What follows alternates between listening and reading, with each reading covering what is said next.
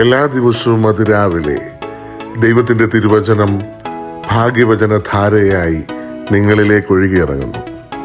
ഭാഗ്യവചനധാര എന്ന ഈ channel subscribe ചെയ്യാത്തവർ ഇന്ന് തന്നെ സബ്സ്ക്രൈബ് ചെയ്യുക. ഞങ്ങൾ അപ്ലോഡ് ചെയ്യുന്ന തിരുവചന സന്ദേശങ്ങൾ യഥാസമയം നിങ്ങൾക്ക് ലഭിക്കുന്നതിനായി ബെല്ലൈക്കൺ അമർത്തുക. ദൈവം നിങ്ങളെ അനുഗ്രഹിക്കട്ടെ. ത്രിയേക ദൈവത്തിന്റെ തിരുനാമത്തിന് മഹത്വം ഉണ്ടായിരിക്കട്ടെ.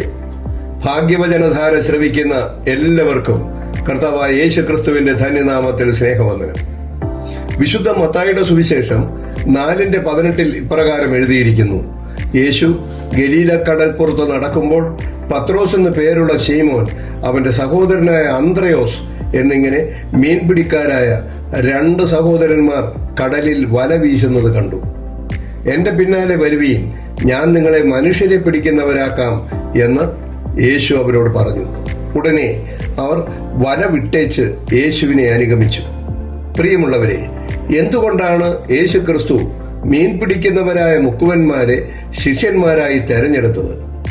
ഗലീലാദേശത്ത് വിദ്യാഭ്യാസമുള്ളവരും ദൈവികമായ കാര്യങ്ങളിൽ പാണ്ഡിത്യവുമുള്ള ശാസ്ത്രിമാരും നിയമജ്ഞന്മാരുമൊക്കെ ഉണ്ടായിട്ട് എന്തുകൊണ്ടാണ് യേശുക്രിസ്തു മുക്കുവരെ ശിഷ്യരായി തെരഞ്ഞെടുത്തത്? യേശുക്രിസ്തു മീൻ പിടിക്കുന്നവരായ മുക്കുവന്മാരെ ശിഷ്യരായി തെരഞ്ഞെടുത്തത് പ്രവചനത്തിന്റെ പൂർത്തീകരണമാണ്. യിരെമ്യാ പ്രവാചകന്റെ പുസ്തകം 16:15-16 വാക്യങ്ങളിൽ ഇങ്ങനെ പറയുന്നു: ഇസ്രായേൽ മക്കളെ വടക്കേ ദേശത്തു നിന്നും താൻ അവരെ നീക്കിക്കളഞ്ഞിരിക്കുന്ന സകല ദേശങ്ങളിൽ നിന്നും കൊണ്ടുവന്ന യഹോവയാണ് എന്ന് പറയുന്ന കാലം വരും എന്ന് യഹോവയുടെ അരുളപ്പാട്. ഞാൻ അവരുടെ പിതാക്കന്മാർക്ക് കൊടുത്ത ദേശത്തിലേക്ക് ഞാൻ അവരെ വീണ്ടും കൊണ്ടുവരും. 16-ാമത്തെ വാക്യത്തിൽ പറയുന്നു: ഇതാ ഞാൻ അനേകം മീൻപിടിക്കാരെ വരുത്തും, അവർ അവരെ പിടിക്കും. അതിന്റെ ശേഷം ഞാൻ അനേകം നായാട്ടുകാരെ വരുത്തും, അവർ അവരെ എല്ലാ മലയിൽ നിന്നും എല്ലാ കുന്നുകളിൽ നിന്നും പാറ പിളർപ്പുകളിൽ നിന്നും നായാടി പിടിക്കും എന്ന് യഹോവയുടെ അരുളപ്പാട്. യഹോവയായ ദൈവത്തിന്റെ അരുളപ്പാടിന്റെ പൂർത്തീകരണമാണ് യേശു തന്റെ ശിഷ്യന്മാരായി മുക്കുവന്മാരെ തെരഞ്ഞെടുത്തത്. ശിഷ്യന്മാർക്കുണ്ടായിരിക്കേണ്ട പല യോഗ്യതകളും യേശു മുക്കുവരിൽ കണ്ടു. യേശു അവരിൽ കണ്ട പ്രത്യേകതകൾ എന്താണെന്നറിയണ്ടേ? 1. മീൻപിടുത്തക്കാരായ മുക്കുവന്മാർ അനുസരണമുള്ളവരായിരുന്നു. 2. അവർ പങ്കുവയ്ക്കുന്നവരായിരുന്നു. 3.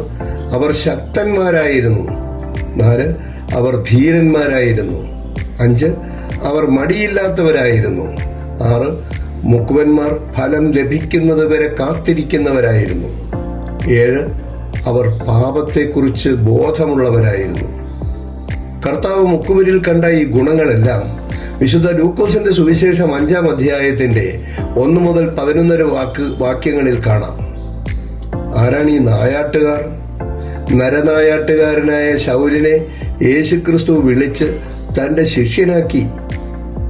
അപ്പോസ്തലപ്രവൃത്തികൾ 9-ാം അധ്യായം 1 മുതലുള്ള വാക്യങ്ങളിൽ ശൗൽ കർത്താവിന്റെ ശിഷ്യന്മാരുടെ നേരെ ഭീഷണിയും കൊലയും നിശ്വസിച്ചുകൊണ്ട് മഹാപുരോഹിതന്റെ അടുക്കൽ ചെന്നു. ദമസ്കോസിൽ ഈ മാർഗക്കാരായ വല്ല പുരുഷന്മാരെയോ സ്ത്രീകളെയോ കണ്ടാൽ അവരെ പിടിച്ച് കെട്ടി യെരുശലേമിലേക്ക് കൊണ്ടുവരുവാൻ തക്കവണ്ണം അവിടുത്തെ പള്ളികൾക്ക് മഹാപുരോഹിതനിൽ നിന്ന് അധികാരപത്രം വാങ്ങി. അവൻ പ്രയാണം ചെയ്ത് ദമസ്കോസിനോട് സമീപിച്ചപ്പോൾ പെട്ടെന്ന് ആകാശത്തു നിന്ന് ഒരു വെളിച്ചം അവന്റെ ചുറ്റും മിന്നി. അവൻ നിലത്ത് വീണു. ശൗലേ, ശൗലേ, നീ എന്നെ ഉപദ്രവിക്കുന്നത് എന്ത് എന്ന് തന്നോട് പറയുന്ന ഒരു ശബ്ദം കേട്ടു. നീ ആരാകുന്നു കർത്താവേ എന്ന് അവൻ ചോദിച്ചതിന്, നീ ഉപദ്രവിക്കുന്ന യേശുവാകുന്നു ഞാൻ. നീ എഴുന്നേറ്റ് പട്ടണത്തിൽ ചെല്ലുക, നീ ചെയ്യേണ്ടുന്നത് അവിടെ വെച്ച് നിന്നോട് പറയും എന്ന് അവൻ പറഞ്ഞു. തുടർന്നുള്ള കാര്യങ്ങൾ നമുക്കെല്ലാവർക്കും അറിയാവുന്നതാണ്. അത് അപ്പോസ്തല പ്രവർത്തനങ്ങൾ 9-ാം അധ്യായം വായിക്കുമ്പോൾ കൂടുതൽ മനസ്സിലാകും. മുക്കുവന്മാരെയും ശൗലിനെയും കർത്താവ് വിളിച്ച് തന്റെ ശുശ്രൂഷയ്ക്ക് വേണ്ടി തെരഞ്ഞെടുത്തതുപോലെ നമ്മളെയും കർത്താവ് തെരഞ്ഞെടുത്തിരിക്കുന്നു എന്ന ബോധ്യത്തോടെ അവർ കർത്താവിന് വേണ്ടി വേല ചെയ്തതുപോലെ നമുക്കും കർത്താവിന് വേണ്ടി വേല ചെയ്യുവാനുള്ള കൃപ നൽകി അനുഗ്രഹിക്കണമേ എന്ന് പ്രാർത്ഥിക്കാം. നന്ദി. നമസ്കാരം.